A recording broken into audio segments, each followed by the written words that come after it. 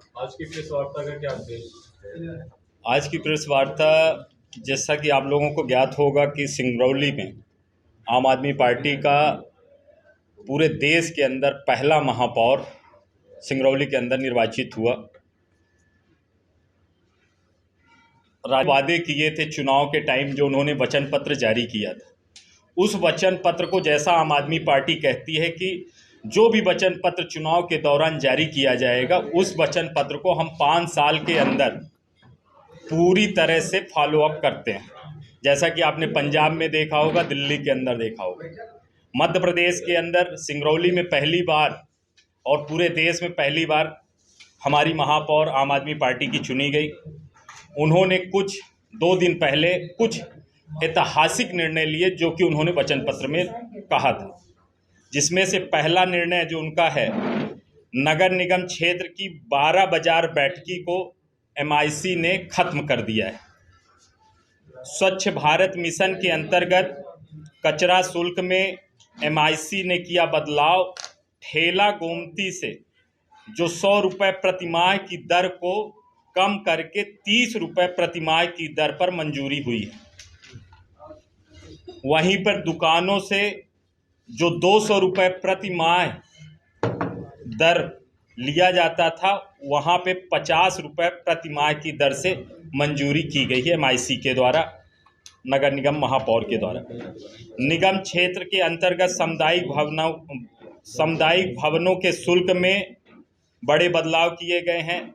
जहां एक रामलीला मैदान वैवाहिक कार्यक्रम हेतु 40,000 लिया जाता था, अब BPL धारकों से मात्र 8,000 रुपये और सामान्य लोगों से 20,000 रुपये उसका किराया लिया जाएगा। नवजीवन विहार सामुदायिक भवन में अपंजीकृत सदस्यों के वैवाहिक कार्यक्रम हेतु जहां पे 50,000 लिया जाता था, उसको अब 20,000, और जन्म दिवस कार्यक्रम में जो 20,000 लिया जाता था, उसे 10,000 रुपये कर दिया गया है। मोरबा के सरदार वल्लभ भाई पटेल सामुदायिक भवन के वैवाहिक कार्यक्रम में जहां 25,000 रुपये लिया जाता था, वहां पे अब 10,000 रुपये देने पड़ेंगे। मोरबा के केशव उद्यान सामुदायिक भवन में वैवाहिक कार्यक्रम हेतु जहां पे 40,000 रुपये लिया जाता था, वहां पे 20,000 रुपये लिया जाएगा। कहने का मतलब ये है कि वहां पे हमारे सिर्फ पांच पार्षद जीते हुए, उसके बाद भी काफ़ी चुनौतीपूर्ण सिंगरौली रहा है। प्रदेश में बीजेपी की सरकार और कहीं न कहीं सिंगरौली के अंदर मिलीजुली कांग्रेस और बीजेपी की सरकार ऊपर से। उसके बावजूद जनहित को देखते हुए जिस तरह आम आदमी हमेशा गरीब वर्ग से लेकर आम आदमी का ख्याल रखती है, उसी तरह हमारी नगर निगम की महापौर सिंगरौली की जिस तरह उन्होंने चुनाव के दौरान वादा किया था, उन वादों को पूर्ण करते हुए दिख रही है। आज जब हम अपने रीवा की बात करते हैं, यहाँ के नगर निगम महापौर जी की, आपने देखा होगा जो कांग्रेस ने वचन पत्र जारी किया था, उसमें ऐसे बहुत सारे बिंदु हैं जिसमें से शायद यह कि किसी चीज को उन्होंने पूर्णतः पूरी रूप से कर पाया। आपको मैं ध्यान दिला दूं कि कांग्रेस का जो वचन पत्र था, उसमें उन्होंने कहा था कि घर घर में स्वच्छ पानी का कनेक्शन दिया जाए। आज अभी कोई कह रहा है कि 158 करोड़ जो अमृत 2.0 योजना से पास हुआ है, बीजेपी कह रही मेरे द्वारा करवाया गया है। यहाँ के स्थानीय विधायक उसकी क्रेडिट खुद को ले रहे हैं, सांसद जी खुद की यानी क्रेडिट ले रहे हैं, और वहीं पे हमारे नगर निगम के जो महापौर जी हैं वो ये क्रेडिट खुद लेना चाहते हैं। अब ये खुद ही में कंफ्यूज है कि ये क्रेडिट जाएगी तो जाएगी, तो ये तो जनता को तय करना है कि क्रेडिट किसके पास जाएगी। पर अभी भी जनता स्वच्छ पानी से पूरी तरह से बेदखल है। हर घर पे बदबूदार पानी और गंदा पानी आ रहा है। वहीं पे सीवर पाइपलाइन के कार्य से क्षतिग्रस्त हुई सड़कों का पुनर्निर्माण तो नहीं हो रहा है, पर काले चौराहे में जो फुटपाथ चलने के लिए बना हुआ था, उसको तोड़ने का काम जरूर यहाँ के नगर निगम के द्वारा किया जा रहा है। आपने देखा होगा कि नगर की किसी भी रोड पे चले जाइए, अभी कुछ समय पहले भास्कर ने भी निकाला था, जहां पे पुराना यातायात जय स्तंभ के पास इतने बड़े बड़े गड्ढे हो गए, उसके बाद भी कोई भी नगर निगम का आदमी सुनने को तैयार नहीं कि जहां पे गड्ढे हैं उनके गड्ढों की कैसे भरपाई की जाए, और किस तरह से जो क्षतिग्रस्त सीवर पाइपलाइन की वजह से पूरे रोडों को चलने तो से दूभर बताइए, पर कोई ना कोई डेली आपको वहां एक्सीडेंट गिरता हुआ आदमी जरूर मिलेगा। तीसरा पॉइंट उन्होंने कहा था कि वार्ड स्वास्थ्य केंद्र 24 घंटे स्वास्थ्य कर्मी और एम्बुलेंस व्यवस्था। आपको संजीवनी क्लिनिक में आपको याद दिलाना चाहता हूं, चाहे ढेकहा में आप चले जाइए, चाहे रतहरा के अंदर चले जाइए, चाहे नीम चौराहा के बीच चले जाइए, जब उसके फीता काटने की बात होती है तो चाहे बीजेपी और इस समय कांग्रेस के भी, क्योंकि यहाँ के नगर निगम के महापौर कांग्रेस के हैं, फीता काटने और नारियल फोड़ने के लिए सब कोई वहां पहुंच जाते हैं। पर आज आम नागरिक ये ढूंढ रहा है कि डॉक्टर वहां पे कहां पर, वहां पे एक वार्ड बॉय नहीं अवेलेबल है, वो पूरी तरह से बंद पड़े हुए हैं। और जो आम आदमी पार्टी का मोहल्ला क्लिनिक का कॉपी कैट करने की कोशिश की गई थी कि संजीवनी क्लिनिक के नाम पे की जाए, पर मैं आपको बता दूं, एक बार यदि आपके पास कभी समय हो तो दिल्ली और पंजाब में चले जाइएगा और वहां पे आप देख पाएंगे कि मोहल्ला क्लिनिक और संजीवनी क्लिनिक में क्या फर्क होता है।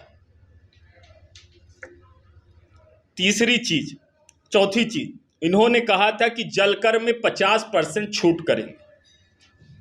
आज भी जलकर आपको पता है, एक तो पानी बदबूदार आ रहा है, पानी मिल नहीं रहा है, और जलकर यथावत जितने रेट पे था लगभग 180 का रेट पे लोग आज भी पे कर रहे हैं। कोई भी डिस्काउंट, किसी तरह की छूट आम जनता को नहीं दी गई। संपत्ति कर के नाम पे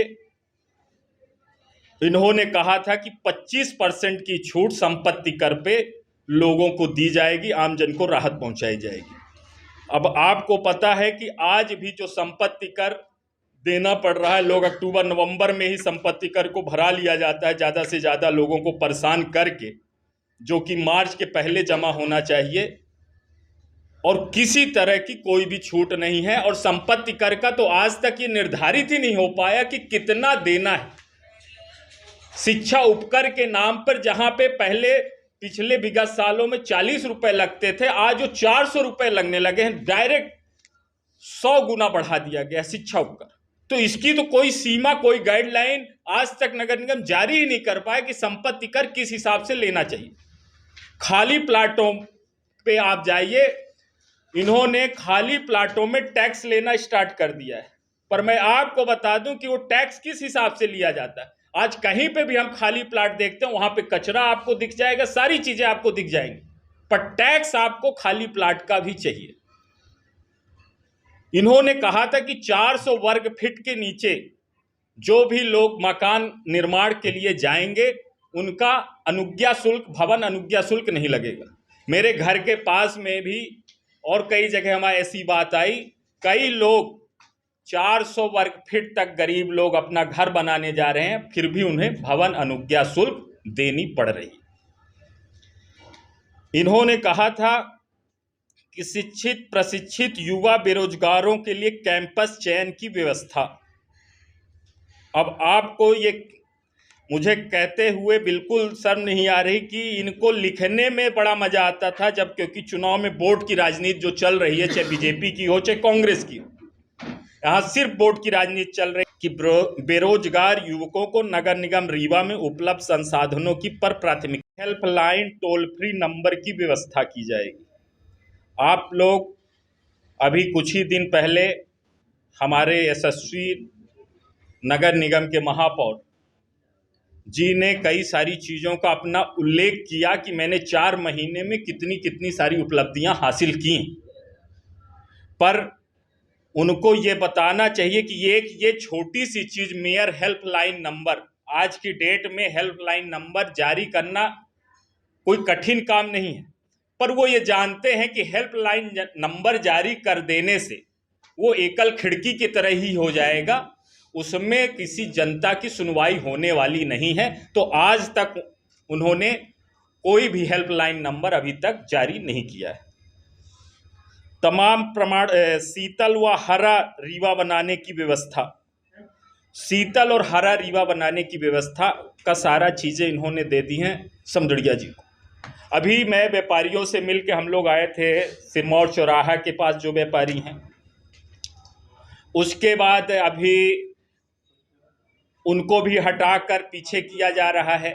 उसी तरह नीम चौराहा से लेकर सुभाष चौक तक जितने भी व्यापारी और गरीब वर्ग के लोग रह रहे हैं उनको भी वहाँ से हटाने का काम चालू हो चुका है। और इनका जो प्लान चलने वाला है कि आगे साइड में ये जो अभी एक चीज़ क्रॉस हुई थी, जो एक बाईपास बनने वाला है वहाँ से सुभाष चौक से ये ओवरब्रिज को जोड़ने वाला, ठीक है, तो रोडों का चौड़ीकरण होना है।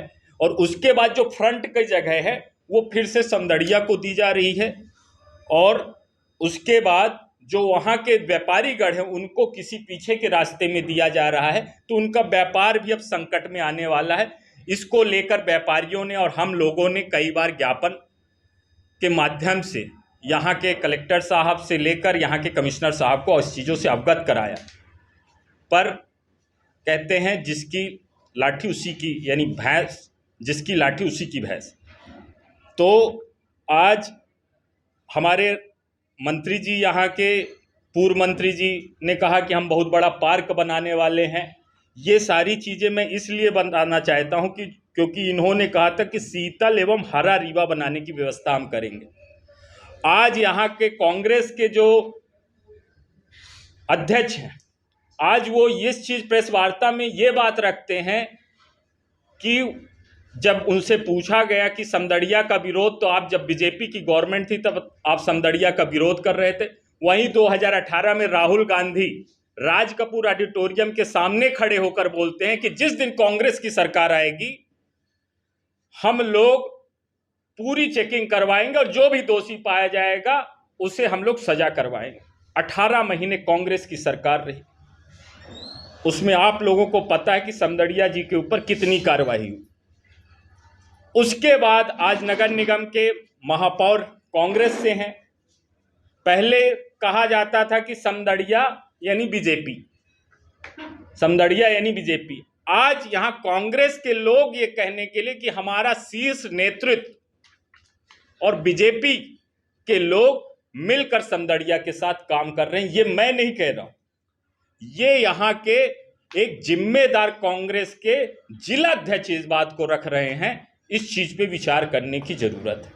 अब तो जनता अब पूरी तरह से अब समझ चुकी कि जाए तो जाए का, कांग्रेस की तरफ जाए कि बीजेपी की तरफ जाए कि एक ईमानदार पार्टी की आम आदमी पार्टी की तरफ जाए।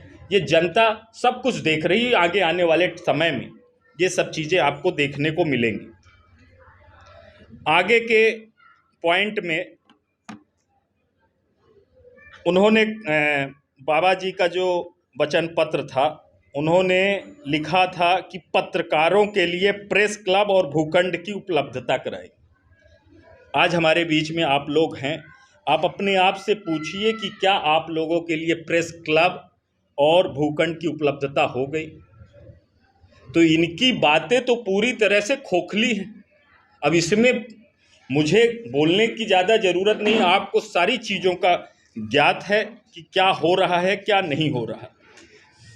हमारा प्रेस कॉन्फ्रेंस करने का, प्रेस वार्ता करने का सिर्फ एक ही मतलब था कि एक वो पार्टी है जो चुनाव के पहले जो कहती है, चुनाव के बाद जब शासन सत्ता में आती है तो वो करके दिखाती है।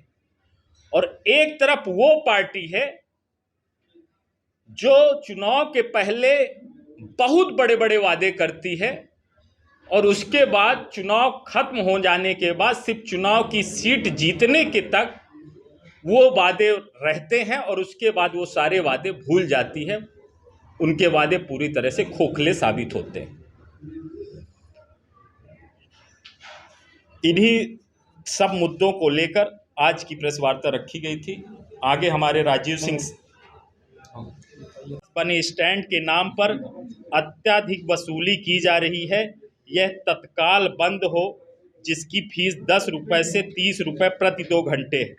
नगर निगम प्रशासन द्वारा ठेले वालों से 10 रुपए की रोज वसूली की जाती है, इसको कम किया जाए।